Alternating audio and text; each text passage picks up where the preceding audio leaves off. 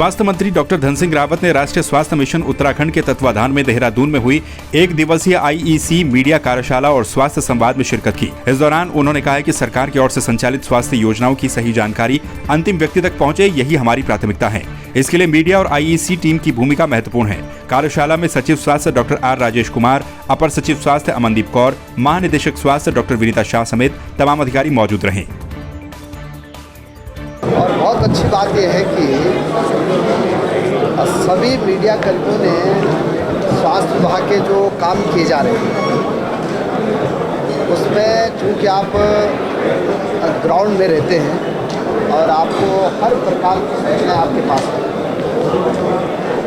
तो बड़ी बात यह है कि आप लोगों ने भी स्वीकार किया है कि भाई स्वास्थ्य विभाग काम तो अच्छा कर रहा है, लेकिन उसकी पब्लिसिटी थोड़ा और करनी चाहिए।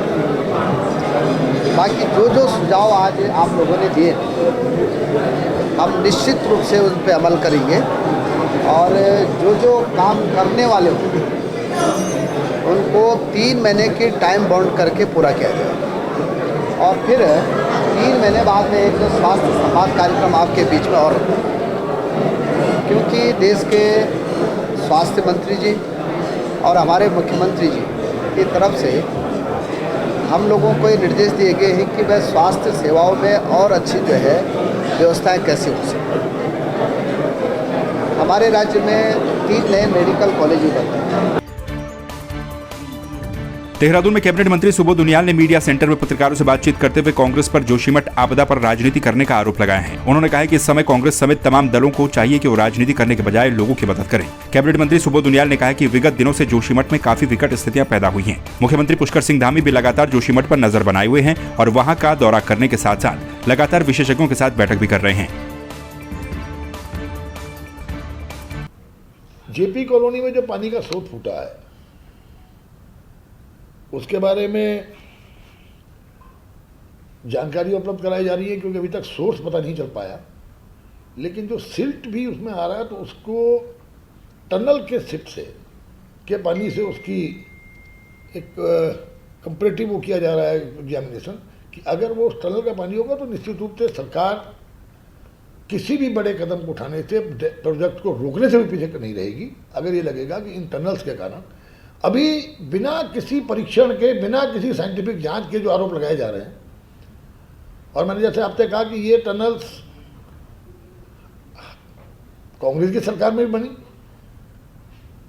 और हमारी सरकार में भी रही, तो किसी केवल एक के कोर्ट में बॉल फेंक देना ये मैं समझता हूं कि बिल्कुल गलत है। और इस समय सारे विपक्षी दलों को भी चाहिए, सरकार का भी आह्वान है कि सब जो मदद आपदा के समय में लोगों की जा सकती है उसको करना उनको चाहिए, बजाय आरोप प्रत्यारोप की राजनीति करने के। विकासखंड भिलंगना के ग्राम प्रधानों ने आगामी 1 जनवरी से ग्राम पंचायत स्तर पर होने वाले ऑडिट और NMMS सिस्टम से मस्ट रोल निकालने का विरोध किया है। ग्राम प्रधानों ने ब्लॉक मुख्यालय में सांकेतिक धरना प्रदर्शन कर खंड विकास अधिकारी और उप जिलाधिकारी के माध्यम से अपनी 2 सूत्रीय मांगों का ज्ञापन मुख्यमंत्री को भेजा है। उनका कहना है कि शीघ्र ही अगर कोई सकारात्मक कार्रवाई नहीं हुई तो फिर ब्लॉक मुख्यालय में तालाबंदी की जाएगी। पहले तो 29 दिसंबर 2022 को विकासखंड भिलंगना में इसी प्रांगण में पूरे प्रधान संगठन की एक बैठक आउट की गई थी और उस बैठक का उद्देश्य था कि 1 जनवरी 2023 से भारत सरकार ने NMMS यानी कि नेशनल मोबाइल मॉनिटरिंग सिस्टम उपस्थिति के लिए लागू कर दिया है। और हम भारत सरकार का स्वागत करते हैं कि आप जो 1 रुपये भी हो चाहे 1 लाख रुपये हो संबंधित मजदूर के खाते में जाता है। लेकिन समस्या उत्पन्न ये हो गई है कि गांव में नेटवर्क नहीं है, गांव में कनेक्टिविटी नहीं है, जिससे हम काम तो करा लेंगे लेकिन उस मजदूर का पैसा उसके खाते में नहीं जा सकेगा क्योंकि कनेक्टिविटी नहीं है। इसलिए पूरे प्रधान संगठन पूरे प्रदेश के अंदर अपने अपने विकास खंडों पर हम धरने पर हैं। इस जो ये आपने आदेश जारी किया है मोबाइल मॉनिटरिंग सिस्टम का, इसको वापस किया जाए। आज हमारा पहला दिन है। आज हम देख रहे हैं कि बहुत संख्या में हम लोग यहाँ पर धरने पर बैठे हुए हैं और आगे हम फिर रणनीति बनाएंगे। प्रांतीय उद्योग व्यापार प्रतिनिधि मंडल ने जोशीमठ क्षेत्र में लगातार हो रहे भू धसाव पर चिंता व्यक्त की है। व्यापार प्रतिनिधिमंडल के पदाधिकारियों ने बैठक कर एनटीपीसी के द्वारा किए जा रहे सुरंग निर्माण के सारे कार्यों को तुरंत रोके जाने और जोशीमठ की नींव पर बन रहे हेलंग मारवाड़ी के बाईपास निर्माण कार्य को तुरंत रोके जाने की मांग उठाई। व्यापार मंडल के चेयरमैन अनिल गोयल ने कहा कि बैठक में जोशीमठ में व्यापारियों पर पड़ रहे असर और व्यापारी वर्ग किस प्रकार से आम जनमानस का सहयोग कर सकता है, उस पर भी चर्चा की गई। जोशीमठ प्रकरण जो है निश्चित तौर पर बहुत गंभीर प्रकरण है और हम सभी व्यापारी, पूरा राज्य का समाज इस विषय पर बहुत ज़्यादा चिंतित है। इस पर लगातार निरंतर हम लोगों का संवाद माननीय मुख्यमंत्री जी से पिछले 5-6 दिनों में 5-6 बार हो चुका है।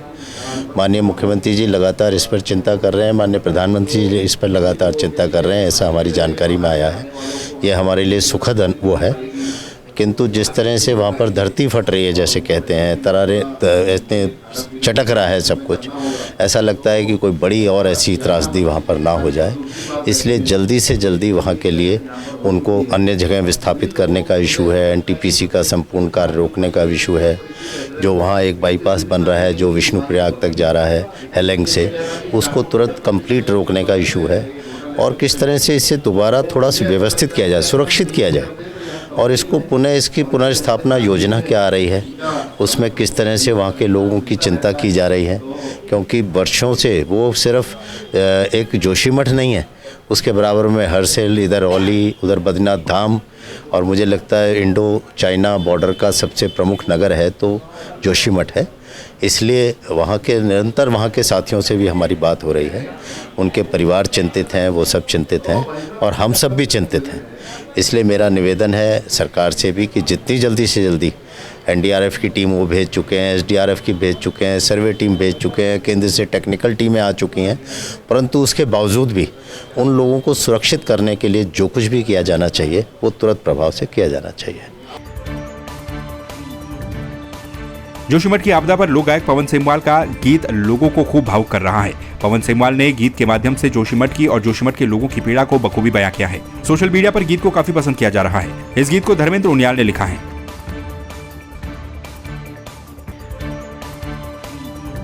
जिला मुख्यालय पौड़ी में राजस्व उप निरीक्षक की भारी लापरवाही देखने को मिल रही है। मामला निश्चित गांव का है, जहां पर 2 जनवरी को गांव के कुछ दबंग युवाओं के द्वारा एक प्रवासी युवक के साथ मारपीट करके उसे लहूलुहान कर दिया गया था। इस दौरान पीड़ित के सिर पर 18 टांके आए थे। पीड़ित के द्वारा उस मामले में 6 लोगों के खिलाफ नामजद रिपोर्ट दर्ज करवाई गई थी। साथ ही राजस्व पुलिस ने 307 धारा में भी सभी अभियुक्तों के खिलाफ मुकदमा दर्ज किया था, मगर 1 हफ्ते से अधिक समय बीत जाने के बाद भी राजस्व पुलिस के द्वारा एक भी गिरफ्तारी इस मामले में नहीं की गई, जिससे खफा होकर निसनी के ग्रामीणों ने अपर जिलाधिकारी का घेराव कर सभी नामजद अभियुक्तों की गिरफ्तारी की मांग की।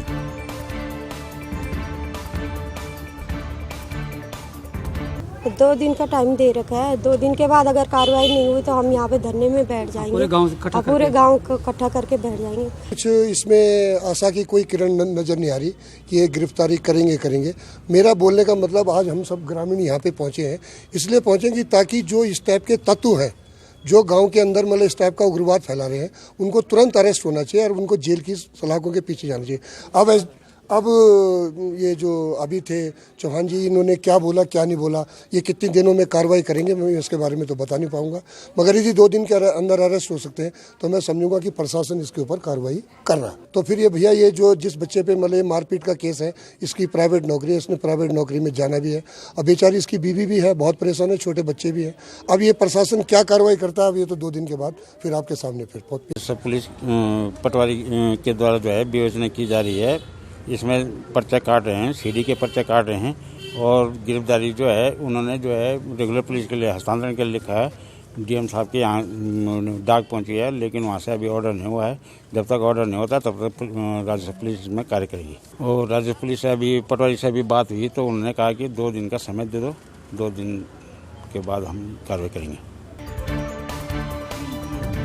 हल्द्वानी के बनभूलपुरा, राजपुरा, गांधीनगर के दर्जनों लोगों ने पिछले 10 दिनों से उनके क्षेत्र में हो रही अघोषित विद्युत कटौती के विरोध में बिजली विभाग के दफ्तर के बाहर जोरदार प्रदर्शन किया। लोगों ने कहा कि पिछले 2 हफ्तों से घंटों तक बिजली की कटौती हो रही है, जिससे लोग बेहद परेशान हैं, लेकिन विद्युत विभाग सुनने को तैयार नहीं है। इसके अलावा स्थानीय लोगों ने कहा है कि हाई टेंशन तारों के लिए सेफ्टी वायर भी नहीं लगाए गए हैं, जिस वजह से भी बनभूलपुरा क्षेत्र के लोगों को परेशानी हो रही है। देखिए, लगभग 15 दिनों से जो है बिजली विभाग की जो है लापरवाही देखने को साफ दिख रही है। पूरे शहर के अंदर कहीं जगह जो है 5 मिनट की लाइट दे रहे हैं तो 3 घंटे की पूरे दिन की कटौती कर दे रहे हैं और एक आज जो है हम यहाँ पे पूरा यूथ कांग्रेस का प्रतिनिधिमंडल यहाँ पर आया है और अधिशासी अभियंता जी को हमने क्या आए थे मिलने के लिए, ज्ञापन देने के लिए, जो कि उनकी अभी गैर मौजूदगी में हमने जो सहायक अधिकारी को ज्ञापन दिया है वो मांग की है कि लाइट की व्यवस्था दुरुस्त की जाए, अन्यथा नहीं तो जो यूथ कांग्रेस जो है बहुत बड़ा आंदोलन करेगी। भैया लगभग 10 दिनों से हमारे बनभूलपुरा क्षेत्र में लाइट नहीं है और हम किसी अधिकारी को फ़ोन करते हैं जेई या ए को, तो वो फ़ोन नहीं उठाते हैं हमारा। अब ऐसी कंडीशन में जब हमारा कोई अधिकारी फ़ोन नहीं उठाएगा तो हम कहाँ जाएंगे। यहाँ का जो डिपार्टमेंट है पूरी तरह से लाचार हो चुका है, गूंगा बहरा हो चुका है, कोई सुनने को हमारी बात राज़ी नहीं है। क्षेत्र में बच्चे हैं, महिलाएं हैं, वो इस बच्चे स्कूल नहीं जा पा रहे हैं, लाइट ना होने के कारण पानी नहीं आता, पानी नहीं होगा तो बच्चा नहाएगा नहीं, विद्यालय नहीं जाएगा। ऐसी स्थिति में वहाँ की स्थिति बहुत बद से बदतर हो चुकी है। मैं यही कहना चाहता हूँ कि अगर वहाँ पर लाइट व्यवस्था ठीक नहीं होती है तो हमारा यूथ कांग्रेस पूरे शहर में आंदोलन करेगा। पूरा मामला ये है कि हमारी लाइन में फॉल्ट आ रहा है 33 की कम लोग वजह से, उसको लाइन चेक कर रहे हैं और समस्या का समाधान हो जाएगा। हल्द्वानी के बुद्ध पार्क में सेवानिवृत्त कर्मचारियों ने हायर पेंशन दिए जाने की मांग को लेकर प्रदर्शन किया। प्रदर्शन करने वाले सेवानिवृत्त कर्मचारी राजकीय सेवाओं के विभिन्न विभागों में कार्यरत हैं, जिनका कहना है कि 2016 में सुप्रीम कोर्ट ने इन सभी सेवानिवृत्त कर्मचारियों को हायर पेंशन दिए जाने के निर्देश दिए थे, लेकिन आज भी इन सेवानिवृत्त पेंशनरों को 500 से 3000 के बीच ही पेंशन मिलती है, जो कि आज की इस महंगाई के दौर में काफी कम है। हम लोग सीनियर सिटीजन हैं, हम सेवानिवृत्त हो चुके हैं 2014 में। हम पेंशन के मुद्दे पर लड़ाई लड़ रहे हैं और केंद्र सरकार से हमारी मांग है कि हमें 7,500 प्लस डीए ये मिलना चाहिए और यही लड़ाई हमारी लड़ी जा रही है सन 2014 से अब तक और हम ये लेके रहेंगे। हम लोग का जो है 2016 में एक डिसीजन हुआ था सुप्रीम कोर्ट ने कहा था कि जो EPS 95 पेंशनर है उनको इस परिधि में लाया गया, सबको हायर पेंशन दी जाए। हायर पेंशन दी जाए तो उसमें यह कहा था कि हायर पेंशन वो होती है जो बेसिक पे डीए का जो है 8.33 के हिसाब से जो भी इनका बनता है वो दिया जाए। हम लोगों को आज पेंशन क्या मिलती है, 500 से लेकर 3000 रुपये पेंशन मिलती है। किस आधार पर मिलती है समझ नहीं आता, जबकि हमारा पैसा हर महीने 541 और 561 का 1250 रुपया 15,000 लिमिट जो है 15,000 रुपया कटता है और सरकार दे रही है 500 से 3000। आज के महंगाई के दौर में तो आप समझ लीजिए 500 से 3000 के बीच में कैसे गुजारा लोग करते होंगे।